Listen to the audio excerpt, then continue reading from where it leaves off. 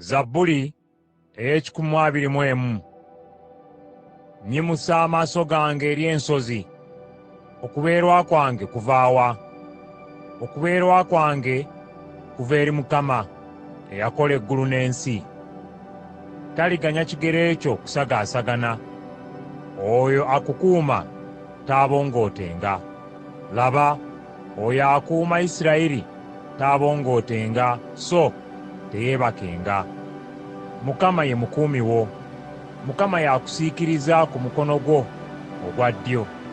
Emisana enjuba teekwokyenga, wadde omwezi ekiro. Mukama anaakukuumanga mu buli kabi. Anaalabiriranga obulamu bwo.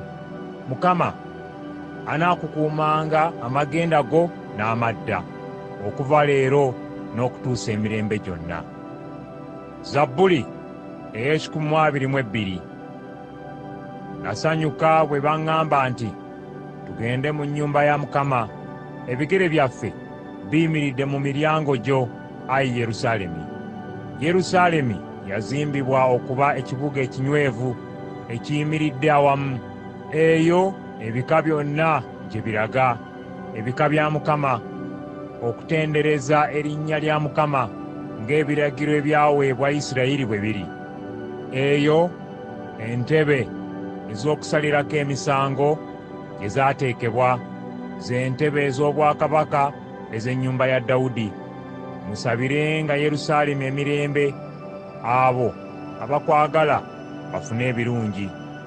Emirembe gibeerenga munda w'ebisenge byo, n'amayumba go amanene gabeerenga n'omukisa era nga manywevu. Olwa baganda bange ne mikwano gyange naayogeranga nti, emirembe gibeerenga mu ggwe. Olw'obulungi bw'ennyumba ya Mukama Katonda waffe, naanoonyanga okukulaakulana kwa Yerusaalemi. Zabbuli ey'ekikumi Nyimusa amaaso gange gy'oli, ayi ggwe atuula ku ntebe ey'obwakabaka mu ggulu.